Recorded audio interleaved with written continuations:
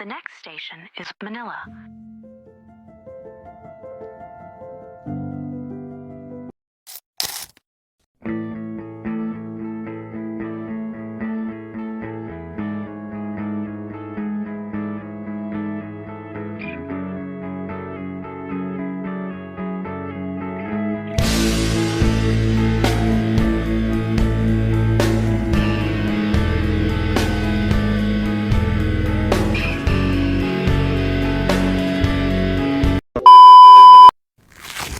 Good day, dear audience. My name is Lynn, and today I am here with my group mates. We are at Maldela right now, and we will be roaming around the place in order to meet and interview different students or just different people to get an understanding of how they think, how they act, how they view themselves and the world around them. So it may be quite a long ride. So without further ado, let's get into it. Good day, dear audience. My name is Lynn. I'm a first year psych student at NTC, and I'm here with. Sarah from CEU Manila, second year medical student. Josephine Virgo, magkaklase ko. So I wanted to ask you two today, how do you how do you cope with stress during school, work, or relationships? So yung stress, can I go? So yung stress kasi, lalo na with our program, medicine, hindi talaga siya mawawala. So, ang una kong ginagawa personally is kapag meron akong time, like free time, nag-me time talaga ako, like, nag-debate ako with myself, and also yung acceptance na hindi lahat ng bagay is makontrol mo. So, if yung isang bagay is out of your control, wala nang use if mag-dwell ka pa over that. Sa akin naman, halos same naman. Pero, sabi ko, time management. Then, nagtitake ako ng break if feeling ko na parang kailangan ko ilabas, stress, gano'n. Hindi ko pinipilit yung sarili ko na i-push, gano'n. Parang take a break lang. Pero at the same time, time management. So how do you feel like, how do you deal with it, like if it's like Hell Week, right? How can you like find time to cope or like get some me time during weeks where it's just full with activities, quizzes, etc., etc.? Gaya nga nang sabi niya, time management talaga, super important. So like you like to be with yourself to cope with stress. So do you like see yourself as an introvert? Like you need some time for yourself without anybody else, like, or what? Introvert talaga. Same, Ren. Like, what? How do you feel like? Do you feel like you were always an introvert, or was it a like you developed introversion as you grew up? Sorry, I think ever since naman, introvert na talaga ako. Mahiyain, gano'n. Hindi masyado nakikipag-socialize unless super comfortable ako with my circle. How do you feel that has? Do you feel that part of yourself has it impacted like how you grew up, how you developed yourself, how you tackle school? Oh yes, I think part of it talaga. Like it has affected everything in your life, you feel? Siguro yung ibang opportunities na napalipas because mahihain, introvert, gano'n. May mga gano'n talaga. What do you feel is the strongest stressors in your life? And the ones that take the most me time to deal with? Med school. Med school talaga. But specific parts of school, grad school? Kasi kami, sa med school kasi super fast-paced na talaga. And yung information na kailangan mong i-take off sa isang araw is just too much minsan. And kasabay pa nun yung quizzes, tapos ngayon like exam week, kaya hirap din talaga. If kahit tinanay mo mag-time management, you can't get free time, what do you do to cope with stress? Like backup plan? Sleep. Peace lang talaga. Kasi, hindi ka rin nakapag-function na maayos if wala kang maayos sa So I think that's all the time we have. Thank you so much. Thank you. Hi everyone, I'm Sophia and I'm with... Ashton po. Alfred po. Lloyd po.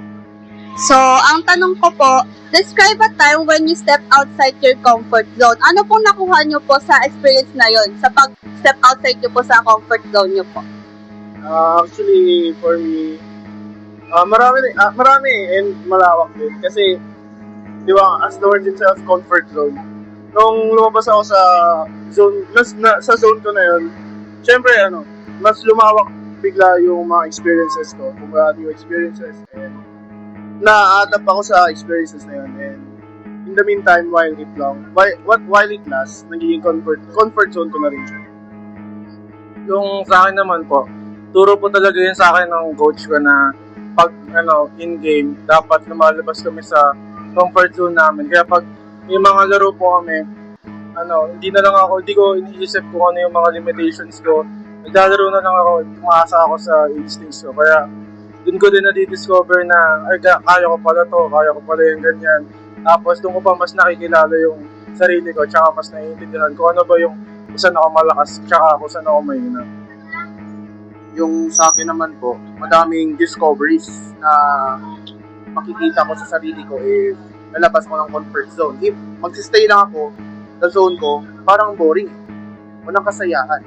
If lalabas ka, ayun, madami ka mga limit na friends, mga lessons na galing sa kanila, influence, experience. Hello, I'm Zarina Vian Legaspi. And yung question ko po, pinagsisihan niyo po ba nung lumabas kayo sa comfort zone? Wala po. Actually, hindi po. Actually nga po ngayon, mas pinipili ko ng lumabas ng comfort zone kasi doon ko talaga mas lumalalim yung pagkaintindi ko sa sarili ko. Yes, same po. I never regretted going outside my comfort zone kasi sa gawain ko ngayon, lumalawak yung mga nagugustuhan ko, yung nag-expand kumbaga yung comfort zone. Thank you po. Thank you. Thank you po. Hi, I'm Reina May and I'm with... LG po. My question is, what are the challenges you experienced that inspired you the most? Yung sa pamilya ko po siguro is yung nawala po yung lola ko. Kasi almost 15 years po kami hindi nakita ng lola ko. Tapos naging pahirap po sa akin kasi na po namin pasokan na po namin bali yung third year. Syempre, habang mag-aasikaso ko ng thesis, nangyari yun. Napakahirap po sa akin. Tapos, yun lang po. Ano yung, yun po yung naging inspiration nyo sa hirap. Hello, I'm Mariel. So, in line with that question, how do you plan to start overcoming that challenge po? Yung accepting na hindi naman lahat ng tao is mabubuhay ng matagal sa mundo. Tapos, nasabi ko na lang sa sarili ko na siguro pagod na rin yung lola ko, tapos kailangan niya na rin magpahinga. Tapos sabi ko, kung hindi na kinaya ng lola ko, tapos hindi ko maabot yung future na pinangarap niya sa akin, parang masakit yun. Tapos ang gagawin ko na lang doon para ma-overcome ko yun is magtatapos ako ng college, tapos maghanap ako ng decent na trabaho. Thank you po. Hi everybody, I am V and I'm with Ron Stephen. Bea. Yung first question po natin is, if you could change one thing about yourself, what would it be po and why? I would change something about myself is the personality I have that is mabilis ako ma-attach sa ibang tao. Kasi once na na-attach ako sa isang tao, hindi ko na maalis sa isipan yung tao na yun, and hindi ko maiwasan na masaktan lang sa dulo kasi I expect too much. I think yung sa time management ko kasi di ba sinasabi nila parang time is gold. Parang feel ko ang dami kong namimiss na opportunities and achievements because of that. So yun. And saan naman po yung dream country nyo and why po yung napili? For me talaga New York City. kasi by the way, sabihin ko lang, I'm a fashion student. Oh my God! Wow! Parang bata pa lang kasi talaga ako. Yun na yung dream ko para i-express yung sarili ko. I really want to dress up. Like, alam mo yun, yung parang araw-araw bongga lagi. So, and feel ko yung country na yun yung perfect for me. Sa akin naman is Japan. Kasi, especially sa mga shrines and Tokyo. Kasi may, I like being alone to some places na magaganda yung view, and Japan yung naisip ko na maganda dahil isa din yun sa mga dream country na gusto kong puntahan, and dahil na rin sa pagiging anime lover. Yun lang po. Thank you po. Thank you po. Hi, I'm Reina May, and I'm with Dexter Bonote. MJ La Peña. John Matthew Membrido. My question is, what are the challenges you experienced that inspired you the most? For me, I think when I was in senior high school, and I have a subject that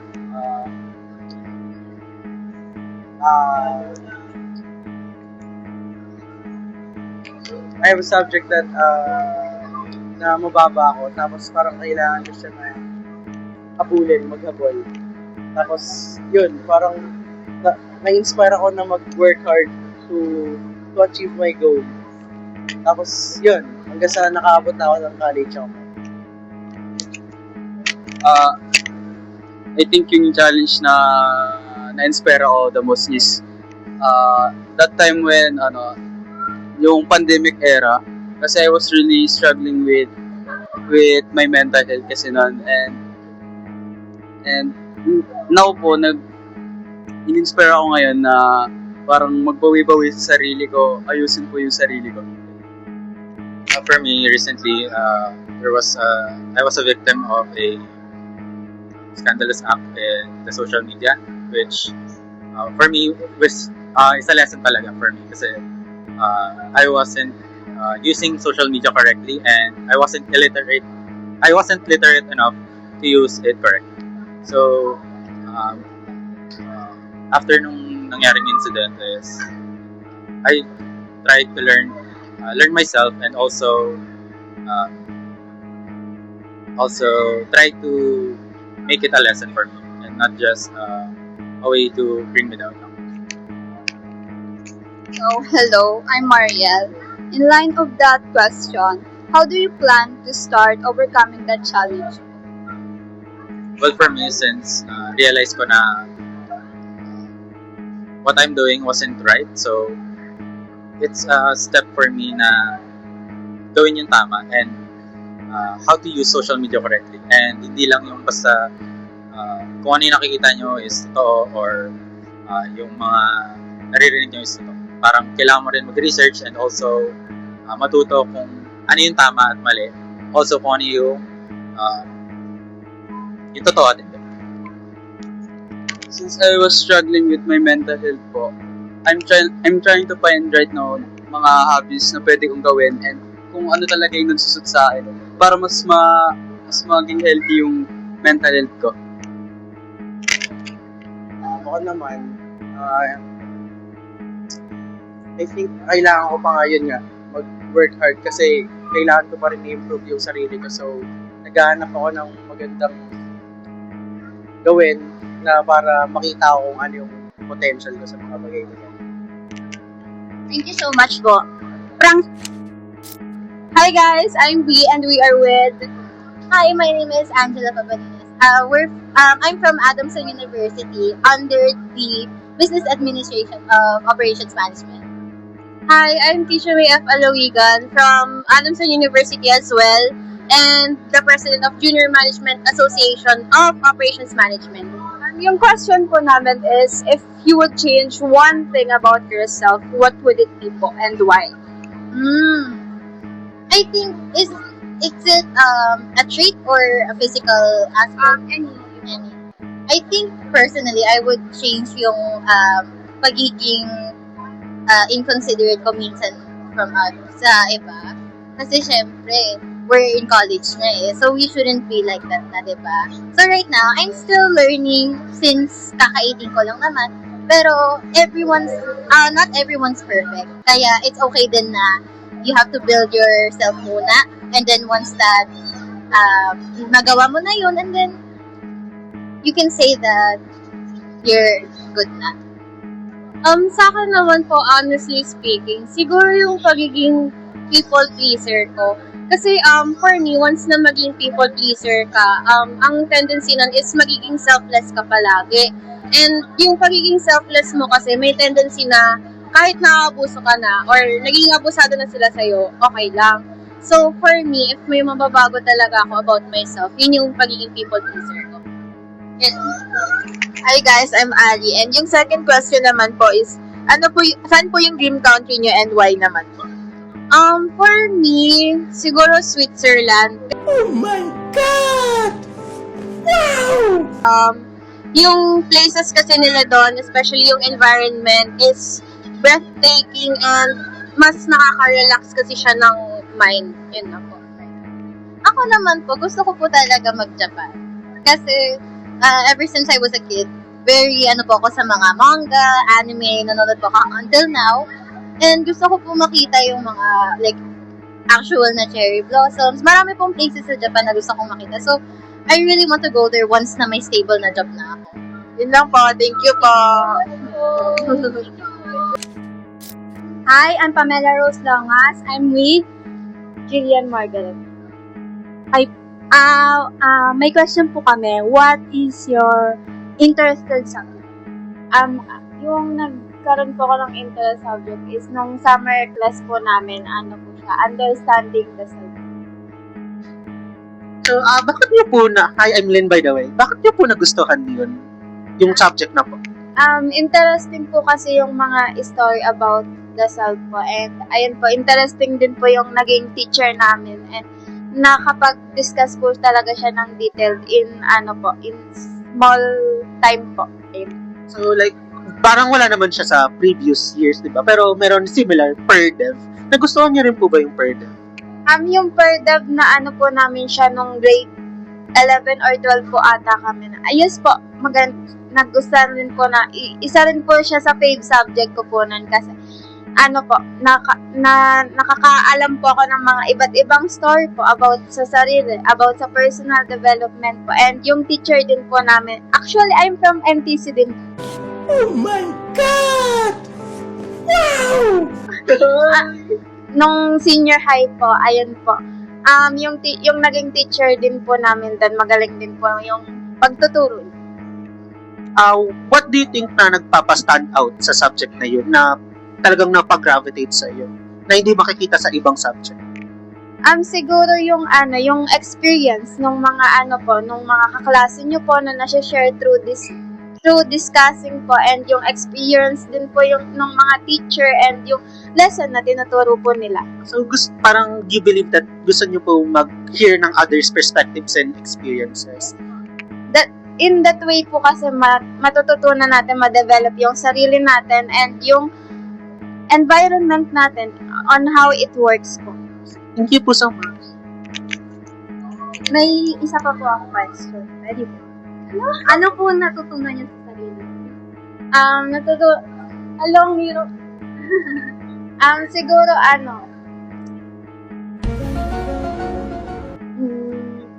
be always kind po. Ayun po. Yes, I'm Christian and I'm with. Jack po from NU. So, I have a questions lang po. If you feel stressed po, ano po yung comfort food po na kinakain niyo? Usually po ice cream po. Yung ice cream po ba is favorite food niyo din po ba or hindi po? Isa po siya sa mga favorite food ko po. May memories po ba kayo dun sa ice cream po? Kung bakit niyo po siya naging comfort food? Kasi po yung father ko po, lagi niya pong binibili yung ice cream kapag po medyo nagkakaproblema po kami, malungkot po, ganun. So parang naging comfort food ko na rin po siya. Sweet naman. Ano pong yung flavor ng ice cream yung favorite nyo po? Double Dutch po minsan, tas Rocky Road po. Masarap din yung choco. Yan lang po. Thank you po. And I'm here with...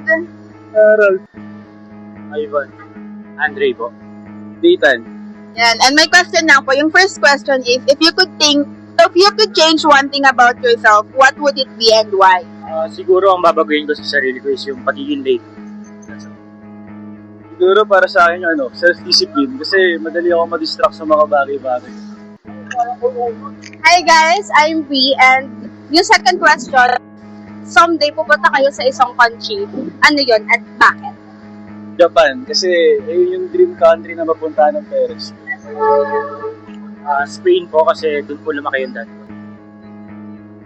Para sa akin, yung Japan din kasi ang ganda ng hot food. Japan, kasi maganda yung culture nila. Thank you po. Thank you. Hi guys, my name is Aliyah and we are with John Lloyd po. Lia po. So may question lang po kami sa inyo. So ang question po namin is, ano po yung mga favorite place nyo po to hang out? Para sa akin kasi pag sa coffee shop lang. Sa mga chill places po. May certain memory po ba kayo if bakit dun po kayo yung gusto nyong puntahan kapag may free time po kayo or anything? Tahimik po kasi. Ganun din, tahimik, nakaka-relax. Thank you so much po. Thank you po. Hi everyone, I'm Sophia. And Hi, guys. I'm Guido. So, ang tanong ko po ay, describe a time when you step outside your comfort zone. Anong nakuha mo mula sa experience na yun? Ano ulit yung question? Describe a time when you step outside your comfort zone. Anong nakuha mo mula sa experience na yun? Sa pag-step outside mo sa comfort zone. Comfort zone? Yes. Pag-explore ko doon, salamuha ako ng maraming kaibigan, katulad nito, naging kaibigan ko siya. Ayun. Tapos, basta marami pang iba eh. Nakawala ako nung umalis ako sa comfort zone ko, yun. Ganun din po yung tanong. Ayun nga, parang experience din, tapos dumami yung kaibigan ko, ganun. Tapos, madalang na rin ako lumabas, parang aral-aral na lang din. Hindi na ako sa dati kasi tumatambay ako gabi, madaling araw. Pero ngayon, madalang na, ganun. Sa bahay na lang. Hello, I'm Zarina Vian Legaspi, and yung question ko is, pinagsisihan nyo ba? Paano pinagsisiyan? Pinagsisihan nyo yung, nung lumabas kayo sa comfort zone? Hindi naman. Okay din naman kasi nakapag-focus sa pag-aaral, ganun. Tapos, pag may time naman, nakakalabas din, nakakapunta pa rin naman, ganun. Pero madalang nga lang, di tulad dati talagang tambay kung tambay. Madaling araw abutin yan. Ako din po, hindi ko naman pinagsisihan yung paglabas ko sa comfort zone kasi, ayun nga, marami ako naging kaibigan. Yun. Thank you po. Thank you po.